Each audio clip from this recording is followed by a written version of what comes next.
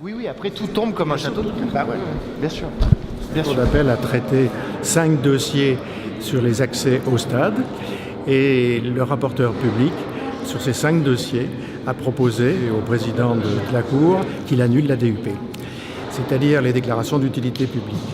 Alors les projets dont il s'agit, c'est l'accès sud au stade, c'est l'accès nord, c'est le parking des Panettes, c'est l'échangeur numéro 7 et en plus aussi l'aménagement de la ligne T3 pour la rendre compatible avec Rhône Express, etc.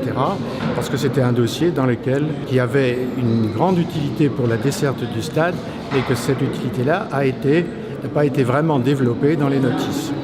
Le terrain dont ma maman est propriétaire, on était la 8e génération à être propriétaire de ce terrain et on voudrait que ça reste dans notre famille. Donc on se battra jusqu'au bout. S'il faut qu'on soit le dernier vilain petit canard, et bon, on sera le dernier vilain petit canard. Mais on ne baissera pas les bras tant qu'on a des recours, on ira jusqu'au bout de nos recours.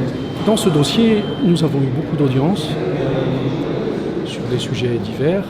À l'audience, il se passe quelque chose et les jugements parfois sont en sens contraire. Vous voyez par exemple la déclaration d'intérêt général qui avait été invalidée, enfin une proposition d'invalidation par le rapporteur public, et le jugement qui a été rendu, confirmé par le Conseil d'État, a confirmé la légalité de la déclaration d'intérêt général. Donc il y a beaucoup d'audiences dans ces dossiers, mais les rapporteurs publics ne sont pas toujours suivis par la juridiction.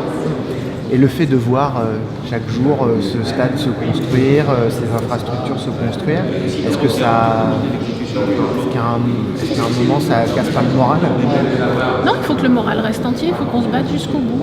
Et malgré que ça fasse très mal, parce que quand on voit les dégâts qu'ils ont fait sur les terrains, ça fait très mal, parce qu'on n'avait pas l'habitude de voir nos communes comme ça.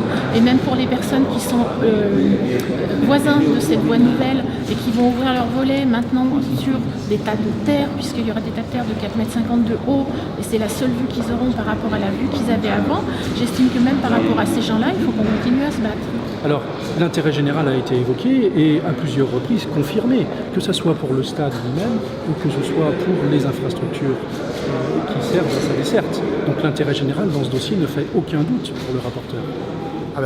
L'annulation des DUP, théoriquement, ça suppose qu'ils arrêtent les travaux. Et en plus, l'annulation des DUP annule les expropriations qui ont été lancées, qui ont même été réalisées. Et ça veut dire qu'ils ne peuvent plus continuer à travailler sur des terrains qui ne leur appartiennent pas. Et je pense que ça veut dire que vraisemblablement, ils vont devoir refaire entièrement la procédure, ce qui va demander quelques mois. Pourquoi alors ces gens sont là et continuent à déposer des recours? Ça, il faut le demander. Ouais. Mais du coup, ça rallonge. C'est un objectif. Je parlais tout à l'heure de la traque au vice de forme. C'est la traque des arguments de procédure pour essayer de ralentir ces procédures. Et je ne peux pas tellement m'expliquer sur leurs objectifs. Enfin, là, la justice peut leur donner raison aussi. La justice peut leur donner du coup, raison. comment ça se passe alors? Parce que le stade est en cours de construction, les infrastructures aussi. Si la justice donne raison à toutes ces personnes qui ont déposé un recours, comment ça se passe?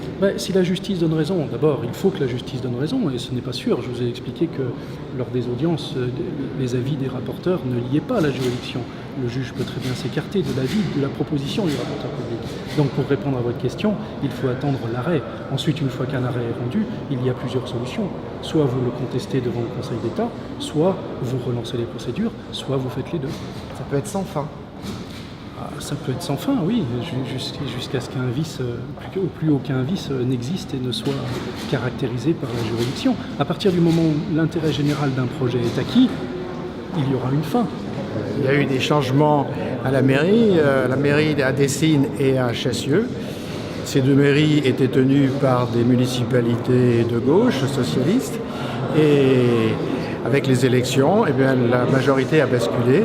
À Dessines, la nouvelle maire, c'est une maire UMP, et à Chassieux, c'est Jean-Jacques Célès, et c'est un maire d'hiver droite.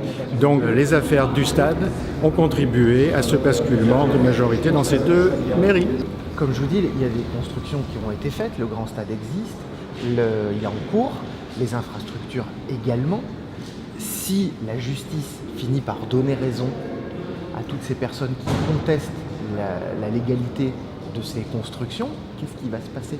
À partir du moment où l'intérêt général d'une construction est admis et est validé, il ne se passera rien. Donc vous êtes confiant pour la suite? Bien sûr, très confiant pour la suite. Donc ce que font ces gens, d'après vous, ne sert à rien? Je n'ai pas dit ça, ils exercent leurs droits, mais que ça ne sert à rien, ça sert au moins à leurs adhérents ou à leur intérêt de propriétaire privé. Très bien, merci. Ok. Merci. Merci.